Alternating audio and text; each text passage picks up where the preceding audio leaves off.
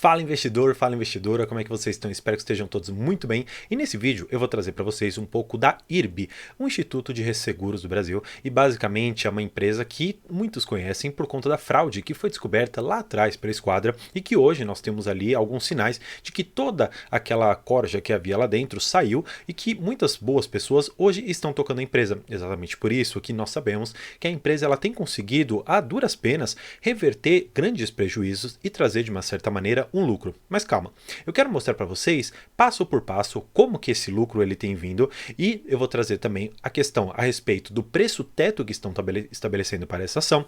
No final eu vou colocar um pouquinho a respeito das minhas perspectivas a respeito do El Niño e também para a sinistralidade que pode advir desse efeito climático. Então, você quer saber tudo isso e muito mais? Vamos para o vídeo.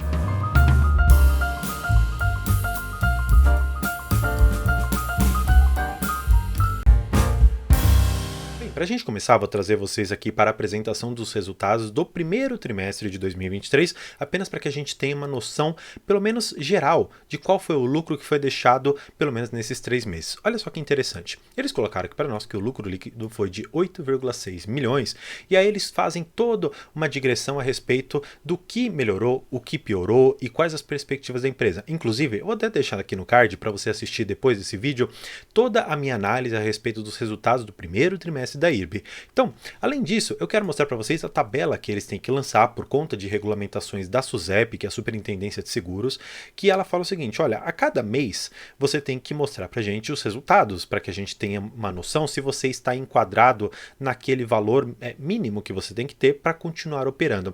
E exatamente por isso que nós temos uma noção a respeito de sinistralidade, sobre retenção de prêmios, sobre lucro da empresa, e eu acho isso muito interessante. Para isso, eles sempre colocam aqui essa tabela que eu acho que é muito importante você saber que existe, porque ela dá para a gente algumas indicações muito importantes além do lucro líquido. Bem, todos já sabem, e até porque é uma notícia que já foi veiculada em diversos portais assim, de notícias, que a IRB ela trouxe um lucro líquido de 6 milhões e 100 mil reais. Basicamente, nesses 4 primeiros meses que nós temos aqui de 2023, que pelo menos foram reportados pela IRB, aqui nós temos quase 15 milhões de lucro, ou seja, um resultado positivo que é extremamente incomum para o investidor de IRB de 2 anos atrás, que vem acompanhando todos os resultados que desde então foram sempre muito negativos. Mas eu quero apenas fazer um alerta aqui que os resultados, eles são dos 4 primeiros meses. Aí você pode estar pensando, poxa André, mas já estamos quase ali no finalzinho de junho. Por que eles estão reportando com tanto atraso? O que está acontecendo? Será que a empresa está escondendo alguma coisa? Não. Calma. Na verdade, você tem que entender qual a função da IRB dentro do panorama ali de seguros e resseguros. Então pense o seguinte, eu vou lá, por exemplo, na BB Seguridade e faço um contrato ali para eles fazerem o seguro residência da minha casa. Aí o que acontece? Eles falam, poxa, a casa do André, ela tem um valor elevado, então eu vou fazer o seguinte, para eu não ficar com esse risco totalmente para mim, eu vou passar uma parte desse risco para a IRB, que é uma resseguradora, ela vai fazer o seguro de uma seguradora. Aí o que acontece? A BB Seguridade, ela emite um relatório sempre ali, por exemplo, do mês anterior que nós estamos, ou seja, nós estamos falando, por exemplo, de maio. Quando você pega, por exemplo, a IRB, que é uma resseguradora, ela acaba tendo um delay ainda maior, por isso que estamos na BB Seguridade com o mês 5 e aqui na IRB estamos falando do mês 4, portanto não há nenhum problema, não há nenhuma irregularidade, está tudo dentro do que sempre operou dentro desse segmento de seguros e resseguros. Pois bem, o que eu acho interessante você olhar além do lucro líquido, que claro, é muito importante, mas você precisa entender de onde que veio, o que melhorou, o que piorou nessa empresa. Olha só, o que eu acho interessante, índice de retenção. O índice de retenção, no geral, ele acaba sendo bastante alto, pelo menos aqui nesse indicador. O índice de sinistralidade. Aqui nós temos algo muito interessante e muito importante para nós. Por quê? Quando você tem um sinistro, ou seja, um dano, basicamente aquela pessoa que sofreu o dano, por exemplo, eu ali na minha casa, eu vou falar, ó, BB Seguridade, me paga. Aí o que acontece? Ela vai lá, faz as verificações, aí depois ela fala o seguinte, tudo bem, realmente está um risco coberto, nós vamos te pagar. Aí a BB Seguridade fala, opa, deixa eu ir lá pegar o dinheiro que eu tenho com a IRB. Aí o que acontece? A sinistralidade, basicamente, é o índice que diz quanto daqueles prêmios e quanto daqueles riscos que nós estamos ali cobrindo, eles efetivamente aconteceram. Então, estamos aqui na casa de 77%, é ainda uma sinistralidade alta, mas é muito comum dentro desse ramo você ficar com uma sinistralidade mais ou menos nesse parâmetro. Claro, o que você deve notar, na verdade, é exatamente o que aconteceu no histórico da empresa. Por quê? Eu sempre falo aqui para vocês no canal que nós não devemos analisar a empresa como uma foto. Nós devemos analisar a empresa como um filme, como um trem em movimento. E olha só o que aconteceu desde então. O índice de sinistralidade estava em mais de 100%. Melhorou para 87%, melhorou para 76% e agora deu uma pequena pioradinha, mas nada muito fora do que é esperado, para 77%. Basicamente, nós estamos falando de uma sinistralidade maior daquilo que havia vamos dizer assim, prêmio que a gente conseguiu. E aí eu tive que arcar com tudo isso. Então isso é muito negativo. É como se eu tivesse ali 100 milhões e eu perdesse esses 100 milhões e ainda ficasse devendo, por exemplo, esses 3,1% aqui em cima daquele valor todo que eu tinha. Portanto, não é nada saudável para uma empresa. Além disso, o que eu acho interessante? A questão do índice de comissionamento. Basicamente significa o valor que eu estou pagando para as pessoas que trabalham ali com comissionamento de seguros terem um determinado valor para o ganho. Claro, é muito importante que eles tenham um valor justo pelo seu trabalho. Claro, isso é digno da pessoa.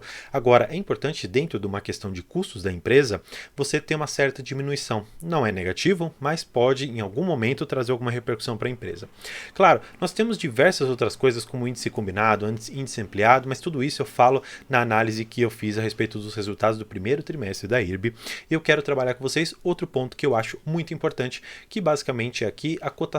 Olha, nós estamos hoje aqui em R$ 40,61. Vou até aumentar para você, para a gente poder enxergar isso com bastante cautela. O que acontece? 6 meses atrás, houve pessoas que compraram a 19, houve pessoas em momentos aqui que compraram até a R$ 18,46. Claro, é muito difícil que muitas pessoas tenham montado uma posição grande aqui, mas é possível que talvez você tenha conseguido fazer algumas compras aqui. Tanto é que eu fiz algumas compras em 19, 20 reais aqui, mas claro, meu preço médio ele ainda está muito alto e claro, não tem ainda uma perspectiva de eu ter um ganho aqui com essa empresa, mas claro, se você acompanha a minha carteira de investimentos, eu vou fazer um vídeo que vai mostrar o que eu vou fazer com as ações da IRB, então peço para acompanhar o canal, claro, se inscrevendo aqui você vai ter todas essas notícias. Desde então, portanto, a IRB ela se valorizou mais ou menos 120%. Então, se você tivesse colocado ali seus 10 mil reais na IRB, por exemplo, você sairia com mais ou menos ali uns 22 mil reais. Claro, é uma valorização muito incomum para a IRB e existe a possibilidade, e é o que eu acredito realmente, é que vai haver um período agora de acumulação nessa empresa, talvez até um pouco de realização dos lucros, porque muita gente pode estar ganhando dinheiro, ou como talvez o Santander e algumas outras casas ali de análise de ações têm dito, o preço-alvo, o preço justo que eles colocam aqui seria de mais ou menos R$ 43. Claro, não é algo fácil de atingir, afinal de contas, por mais que seja um aumento de menos de 10% em relação à cotação atual, é importante você entender o quanto que essa empresa já subiu até então. Talvez hoje seja o momento de você parar e olhar com uma determinada cautela. E aqui eu vou fazer essa linha de raciocínio com você bastante clara. Pô, se está todo mundo falando que agora é o momento de investir, que agora vai subir, que agora é um foguete sem ré, será que não é o momento de você olhar com um pouco mais de cautela, com um pouco mais de um viés técnico para essa empresa e perceber que, por mais que ela tenha dado lucros, ela ainda passa por uma crise não só financeira, mas uma crise de credibilidade que, claro, tem se mostrado bastante razoável nesse tempo, tem mostrado resultados positivos, mas é importante você ter a noção de que ainda o histórico passado dela, desse histórico recente, não foi totalmente aniquilado, não foi totalmente mudado para você dizer que a empresa ela não vai cair em cotações. E eu preciso também ter uma honestidade intelectual aqui com vocês de dizer, olha, eu não sei para onde que a IRB vai, porque assim, as cotações estavam caindo muito, depois decidiram disparar e em 6 meses já deram mais de 100%. Então, o que será que está acontecendo? Claro, bons resultados? Sim. Boas perspectivas? Queda de juros? Tudo mais? Claro, isso tudo ajuda. Agora, calma neste momento, perceba que talvez no momento em que todo mundo diz para comprar, talvez seja o momento de você apenas manter as ações se você acreditar na empresa. Por fim, eu queria trabalhar com vocês este efeito El Niño. Aqui, todo mundo sabe, não é novidade para ninguém que se trata de um efeito climático que afeta sobremaneira as plantações e os agricultores no geral. Bem, vê se você concorda comigo. Só você conhece isso? Só, por exemplo, aqui a Infomoney ou qualquer outro portal conhece o El Niño? Será que os agricultores não conhecem? Será que, na verdade, as empresas que fazem os seguros e que depois repassam esses seguros para a IRB, para ela co-segurar, será que ninguém sabe disso? Será que é algo que todo mundo fechando o olho e ninguém consegue enxergar? O que eu quero dizer? Significa, de uma certa maneira, que quando eu prevejo que um determinado acidente vai acontecer, eu posso fazer o seguro, só que pelo preço certo. Melhorando um pouquinho aqui, eu vou dar um exemplo para vocês. Imagine duas pessoas. Você é a seguradora. Pensa que uma dessas pessoas quer fazer um seguro de carro. Se trata, por exemplo, de uma pessoa com um pouco mais de idade, com um histórico de nunca ter batido nenhum carro, de não ser uma pessoa ali, pelo menos da entrevista que se faça, de apresentar um indício de que bebe ou usa algum tipo de substância. E aí, de outro lado, você tem uma pessoa com menos idade, que já tem um histórico que bateu alguns carros e que todos esses históricos foram por conta de embriaguez ao volante. Significa que você não vai fazer o seguro para um deles? Bem, pode ser que sim, a depender do caso pode ser um risco muito alto. Mas vamos supor que para aquela primeira pessoa você consiga precificar e dizer, olha, o seu seguro do carro vai custar R$ 1.500, por exemplo. Para o mesmo carro, só que para uma pessoa diferente, que tem um histórico de sinistro maior, eu vou fazer aquele seguro não custar 1.500, mas custar, por exemplo, R$ 4.000. Nesse sentido, existe uma coisa que se chama de aleatoriedade ou de alha, que basicamente significa o risco que você assume que talvez possa acontecer, talvez não. Se você souber precificar isso a ponto de o seu risco valer a pena em questões financeiras, você pode fazer o seguro. Portanto, quando as seguradoras e quando a IRB vai olhar para questões relacionadas ao agro, é evidente que todo mundo sabe do El Niño e que, a depender de quando aquela plantação foi segurada, ela tem necessariamente um preço mais alto por conta de eventos climáticos que normalmente acontecem. Portanto, todo esse alerta a respeito do El Niño, ele é importante para a questão agro, ele é importante para empresas como, por exemplo, Boa Safra e outras tantas ali que têm relação com sementes, que têm relação com plantação e tudo mais. Tem também uma questão de demanda e que isso pode mexer um pouco na nossa taxa de juros, um pouco no PIB, enfim, diversas coisas, porque o agro puxa muito disso. Agora, se você me disser que as empresas de seguro elas fecharam o olho para este evento climático que elas sabem que acontecem, eu confesso que eu não consigo concordar. E claro, essa é a minha perspectiva. Não deixo de enxergar a IRB como uma boa empresa.